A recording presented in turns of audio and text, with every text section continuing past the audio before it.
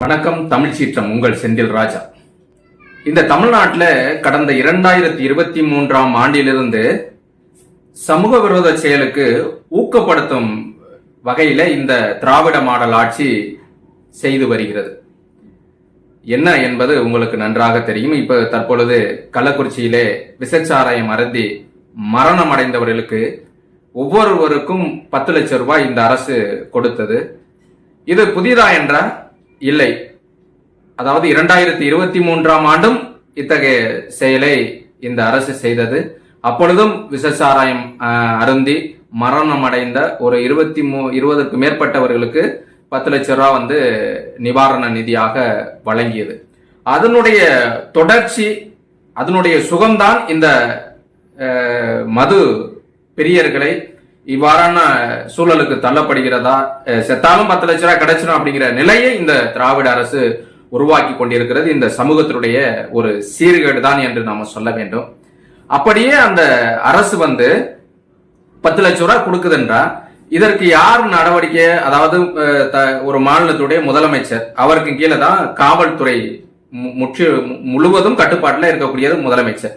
இந்த காவல்துறையுடைய கண்காணிப்பு குறைவினால் தான் இந்த கள்ளச்சாராயம் காய்ச்சப்படுகிறது, கள்ளச்சாராயம் விற்கப்படுகிறது, அதை அருந்தியவர்கள் இறப்பு என்பது நேர்ந்து விடுகிறது.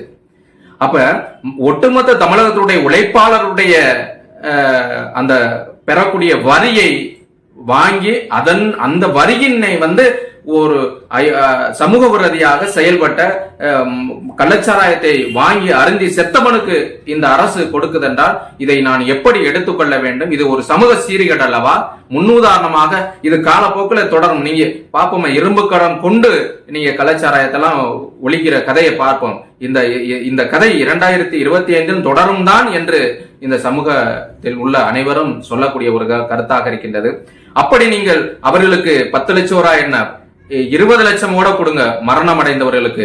ஆனால் அந்த நிதியை எந்த துறை சார்ந்து கண்காணிப்பு தவறியதால் அந்த காவல்துறை சார்ந்து அல்லது அங்க ஆட்சி மாவட்ட பொறுப்பில் இருக்கக்கூடியவர்களுடைய மாத சம்பளத்தில் பிடித்தம் செய்து நீங்கள் கொடுங்கள்.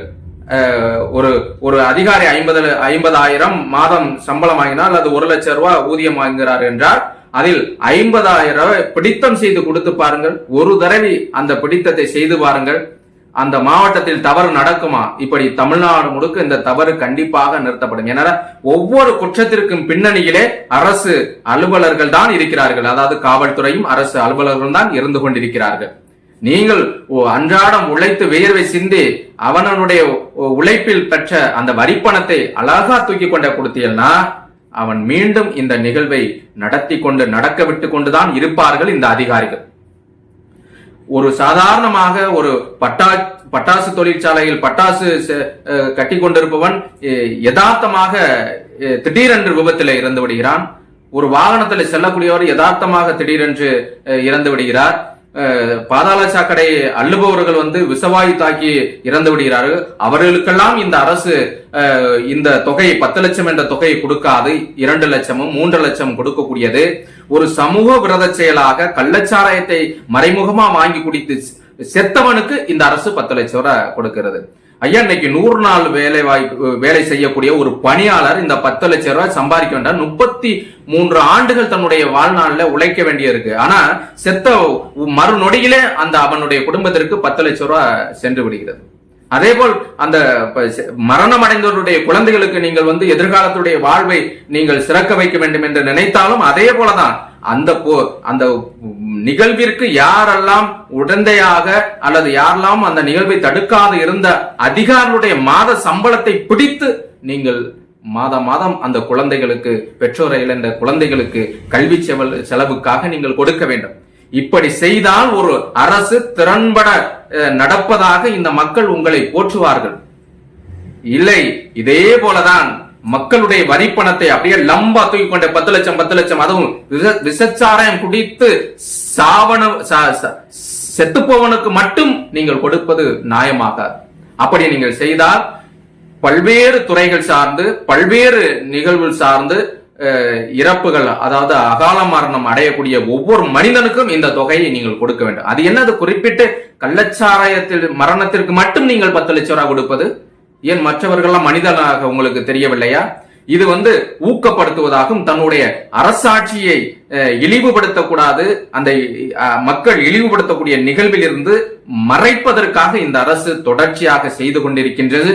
ஆகவே இந்த மாதிரியான முறைப்பாடுகளை, அதாவது இனிமேல் எங்க நடந்தாலும் யாருடைய கவனக்குறைவிலால் ஏற்படுகின்றதோ அந்த அதிகாரியினுடைய சம்பளத்தை பிடித்தம் செய்து நீங்கள் கொடுங்கள்.